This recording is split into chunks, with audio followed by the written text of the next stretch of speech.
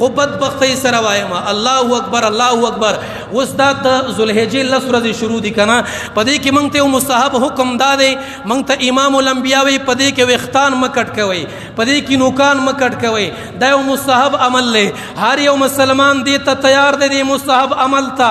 یو سړی نوکان نه کټ کوي، سوګم وختان نه کټ کوي، وې دې کې اجر او ثواب دی، منم اجر او ثواب دی، مستحب عمل له. خدا را ته وایي چې بل وخت کې تګیره خره دی کې ګناه شکو پکې نشته دی.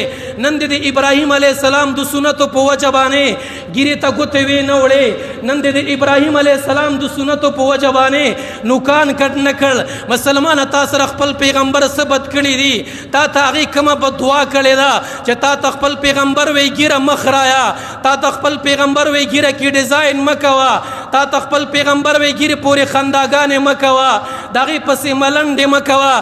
تا د ابراهیم علیه السلام د سنتو د پاره 10 ورځې وختان خود پرې غسل، 10 ورځې نوکان خود پرې غسل.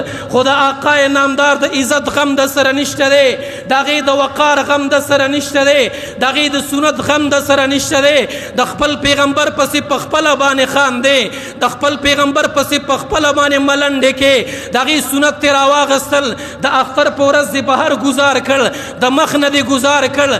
مسلمان تا نه شکوه زکه کوما، مال ګیله زکه راځي، تا په مستحب باندې عمل کړی دی ډیر په مینه محبت مانی. خو یو واجب حکم دی هغه د خپل اندې پیمال کو، یو واجب خبره واغلی د خپل اندې پیمال کړه، د پیغمبر پسې خندا دی وکړه. کو مستحب عمل دی نه دی کړی قیامت کې الله تپوس نه کوي، کو مستحب عمل دی نه دی کړی قیامت کې دی الله نه رانیسي.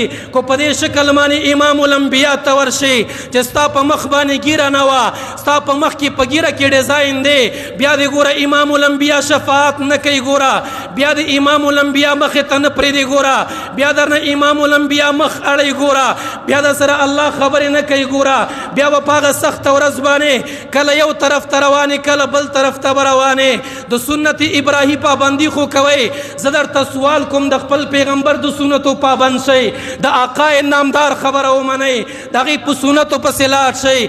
ابراهیم علیه السلام زمونږ پیغمبر دی، زمونږ په ایمان دی، موږ منلی دی، د هغې احکامات منو. خو تو وایې امام الانبیاء به منې کو ابراهیم علیه السلام به منې. تا ته خپل پیغمبر وی ګیره مه کټ کوه، د ابراهیم علیه السلام د پاره پرېږدې خو ظالم د خپل پیغمبر د پاره هم پرېږده که نه.